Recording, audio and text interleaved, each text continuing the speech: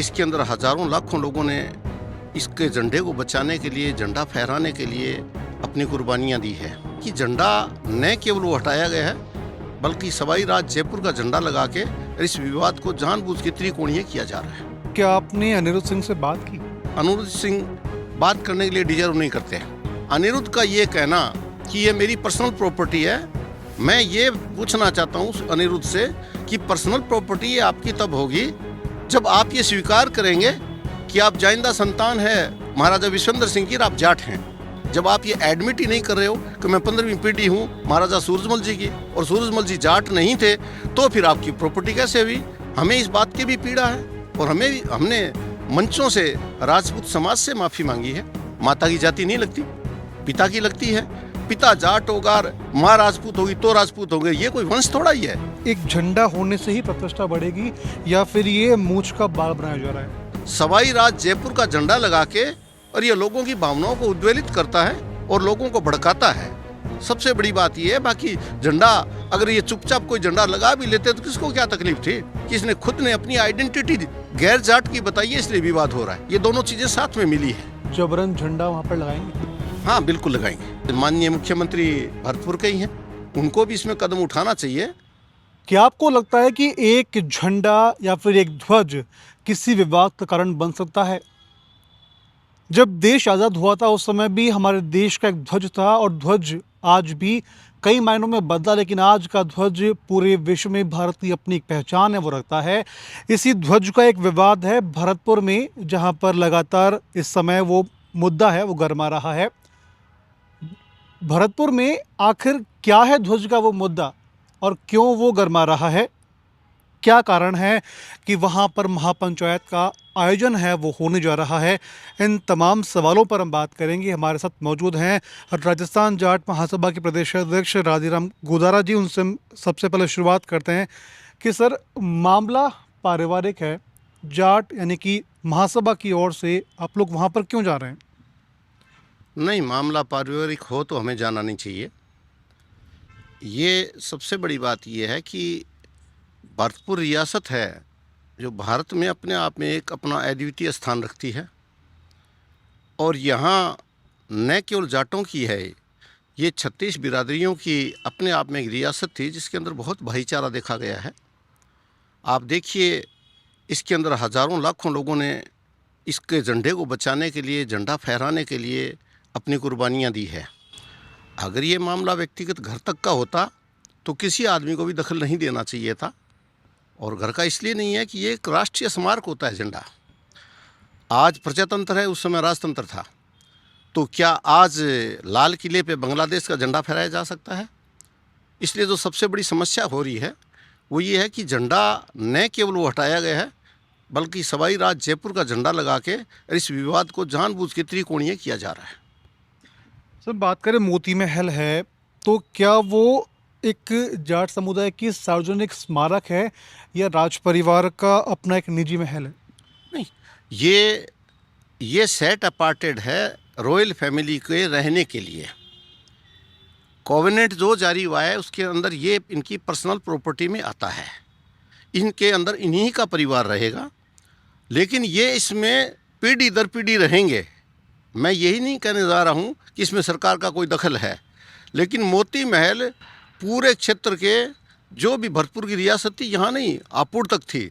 कहाँ आपुड़ था, कहाँ पलवल था, कहाँ हिसार था, कहाँ आमेर था, यहाँ तक का बहुत बड़ा राज्य था। वहाँ सभी लोगों की भावनाओं से जुड़ा हुआ काम है। इसलिए मोती महल को लोग आज भी ये मान के चलते हैं कि हमारे जो बादशाह थे, हमारे जो सम्राट थे, जो हमारे महाराजा थे, वो इसके अंदर रहा करते थे। आज भी उसी मान सम्मान के साथ में इनको देखा जाता है। अगर हम ये समझें कि सर, जब आपने एक आंदोलन की कॉल दी तो क्या आपने अनिरुद्ध सिंह से बात की? नहीं, हमें अनिरुद्ध सिंह से बात करने की आवश्यकता नहीं है। और वो आपने बाद में देखा भी होगा कि अनिरुद्ध सिंह बात करने के लिए डिजर्व नहीं करते। अनिरुद्ध से हमें बात इसलिए नहीं करनी थी कि ये तो खुद महाराजा साहब की पिछले 3.5-4 साल से इनका विवाद चल रहा है। उस विवाद में कभी भी न जाट समाज पड़ा, न कोई 36 बिरादरी पड़ी, क्योंकि जब घर का मामला था। लेकिन जब झंडा बदलने की बात आई तो इसके अंदर फिर कई नई बातें और आई। झंडा बदल दें, इनका अगर निजी संपत्ति हो तो। मेरे लिए भी उन्होंने कुछ अनर्गल शब्द कहे कहे होंगे, कोई बात नहीं, जो अपने पिता के लिए कुछ कहे, हमारे लिए कुछ कहे, ये मायने की बात नहीं। मायने की बात ये है कि ये अनिरुद्ध कह रहे हैं कि मेरी ये निजी संपत्ति है, and I have inform to district administration that it's my personal property and no one can encroach and I will not allow the trespassers even, and I have inform to police also. कल पैगोर में जो सभा हुई, काफ़ी लोग थे, बहुत दूर दूर से लोग आए थे उसमें, और बहुत पुराने परिवारों के लोग आए थे जो समाज में एक विचारधारा रखते हैं कि हमारे झंडा दरबारी को हमारे सिर के ऊपर रखना है हमें।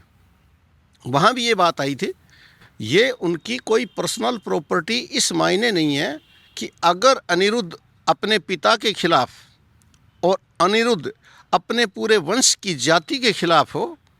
ये तो जाट ने नेतृत्व किया है, मैं ये नहीं कहने जा रहा हूँ कि जाटों का ही शासन था, लेकिन मैं ये कह रहा हूँ कि यहाँ महाराजा जो भी रहे वो जाट ही थे। तो कोई बदनामी होगी तो, या मान सम्मान होगा तो, या इज्जत होगी तो, या कोई अंगुली उठेगी तो जाट ही पे उठेगी। अनिरुद्ध का ये कहना कि ये मेरी पर्सनल प्रॉपर्टी है, मैं ये पूछना चाहता हूँ अनिरुद्ध से कि पर्सनल प्रॉपर्टी ये आपकी तब होगी जब आप ये स्वीकार करेंगे कि आप जाइंदा संतान है महाराजा विश्वेंद्र सिंह की, आप जाट हैं। जब आप ये कह रहे हैं कि मैं राजपूत हूँ, तो ये तो एक तय बात है कि 15वीं पीढ़ी है, और 15वीं पीढ़ी के अंदर ये राजपूत हो गया, तो फिर ये आदमी कैसे कह सकता है, ये बालक, कि साहब ये मेरी पर्सनल प्रॉपर्टी है, जब आप ये एडमिट ही नहीं कर रहे हो कि मैं 15वीं पीढ़ी हूँ महाराजा सूरजमल जी की, और सूरजमल जी जाट नहीं थे, तो फिर आपकी प्रॉपर्टी कैसे हुई? ये प्रॉपर्टी महाराजा विश्वेंद्र सिंह जी की है आज के दिन, और जब तक माँ पिता जिंदा बैठे हैं इनका अपना हक भी नहीं बनता है। 4 दिन पहले, आप तो जागरूक नागरिक हैं समाज के, आपकी नज़रें बहुत गहरी जाती है कि 4 दिन पहले दिल्ली हाई कोर्ट ने एक फैसला किया है, उसमें उन्होंने एंसेस्ट्रल प्रॉपर्टी को परिभाषित किया है, और उन्होंने कहा कि नहीं, एंसेस्ट्रल का मतलब पैतृक होता है, और पैतृक तब होता है जब किसी भी आदमी, जो आदमी दावा करता है, अगर वो कहता है मेरे दादा की संपत्ति थी, मेरी भी है, बखूबी है उनकी, लेकिन उसके ऊपर वो चैलेंज केवल तब कर सकेगा जब तक उसके माँ और बाप जिंदा नहीं बैठे हों, तब तक उसकी एंसेस्ट्रल नहीं होगी। एंसेस्ट्रल तो तब होगी जब माँ और बाप नहीं रहेंगे। तो ये भी इनका गलत दावा है। तो लोगों को एक भावना आहत हुई, और पूरी बिरादरी को, और विशेष रूप से जाटों को ये हुआ कि जाटों को राजपूत नहीं कहा जा सकता। हमें इस बात की भी पीड़ा है, और हमने मंचों से राजपूत समाज से माफ़ी मांगी है कि ये कोई तरीका नहीं है कि पिता जाट है, माँ राजपूत है, और जो पैदा होने वाला बच्चा है वो राजपूत हो। पुरुष प्रधान समाज है, माता की जाति नहीं लगती, पिता की लगती है।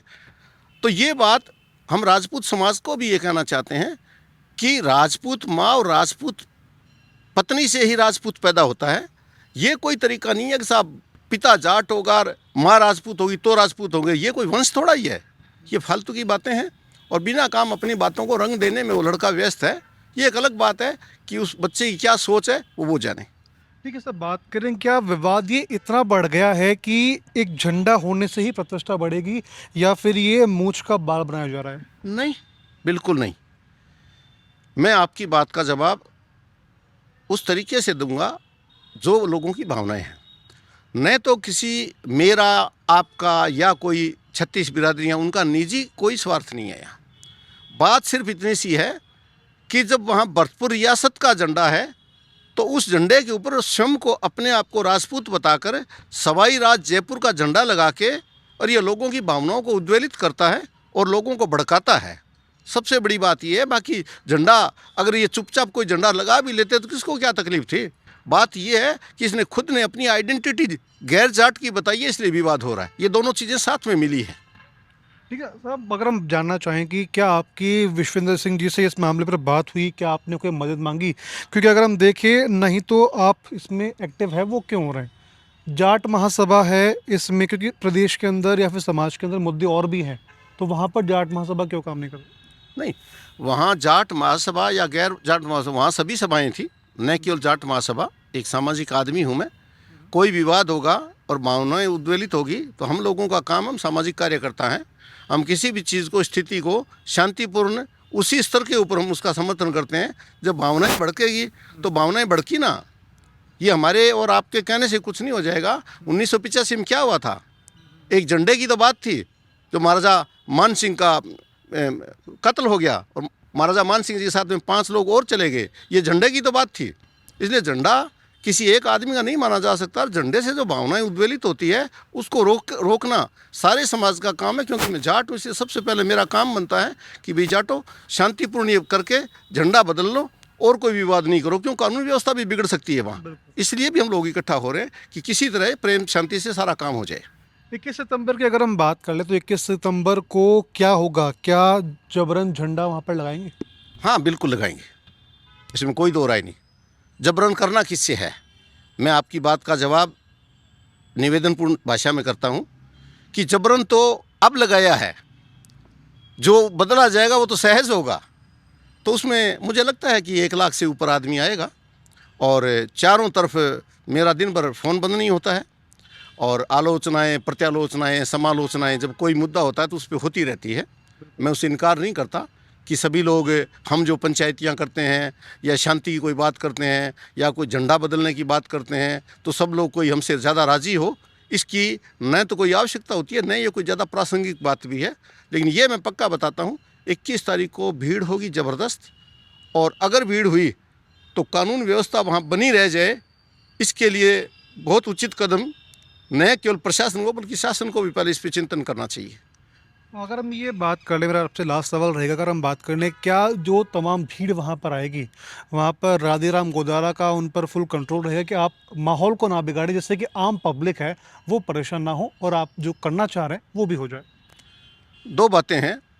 कोई भी व्यक्ति अपने घर की रोटी खा के, मैं 70 साल का व्यक्ति हूँ, मेरा काम अशांति करना नहीं है। मेरा तो बहुधा जाने का तात्पर्य ये है, और जहाँ जहाँ कमेटियाँ बन रही है और जो भीड़ आ रही है, जहाँ से गाड़ियाँ तय हो रही है, आदमी तय होंगे, सिर तय होंगे कि ये इतने लोग जाएंगे, कहाँ से कौन गाड़ी लाएगा, कौन उसमें डीजल पेट्रोल डालेगा, कितने बजे रवाना होगे, कहाँ पहुँचोगे, टोल पे क्या करोगे। हमने तो हर जगह ऐसी व्यवस्था की है कि पूरा शांति से जाएँ। लेकिन भीड़ it's known as a crowd define as a gathering of the heads without mind. तो कोई कुछ भी कर दे तो इसके लिए तो सबसे पहला काम हमारा नहीं है, सबसे पहला काम तो शासन का है कि वो इस पे चिंतन करें कि क्या आम आदमी की भावनाओं को बिना विवाद किए हुए सहज रखने का कोई प्रशासन कदम उठा रहा है। क्या आज माननीय मुख्यमंत्री भरतपुर के ही हैं? क्या उनसे वहाँ का कल्चर, रिवाज, सोच, उनकी विचारधारा, उनका उद्वेलित होने का स्तर, या किसी से वो परिचित नहीं है क्या इन बातों से? उनको भी इसमें कदम उठाना चाहिए। और बड़ी सीधी सी बात है कि सवाई राज जयपुर का मोती महल पे किसी भी रूप में झंडा लगाया जा सकता है, बशर्ते महाराजा विश्वेंद्र सिंह जी अगर कहें तो। लेकिन ये है कौन बदलने वाला? चलिए सर, बहुत बहुत शुक्रिया आपका तमाम सवालों का जवाब देने के लिए। तो ये थे राधेराम गोदारा जिनसे हमने बात की और 21 सितंबर के पूरे घटनाक्रम पर चर्चा की। साथ में मोती महल पर जो घटनाक्रम हो रहा है उस पर हमने लगातार इनसे सवाल किए और अब इन्होंने अपनी बेबाकी से पूरे जवाब हैं वो दिए हैं। खैर, अब 21 सितंबर को क्या होगा ये है देखने वाली बात होगी। ऐसे और भी खबरों के लिए आप बने रहिए पंजाब केसरी और राजस्थान के साथ।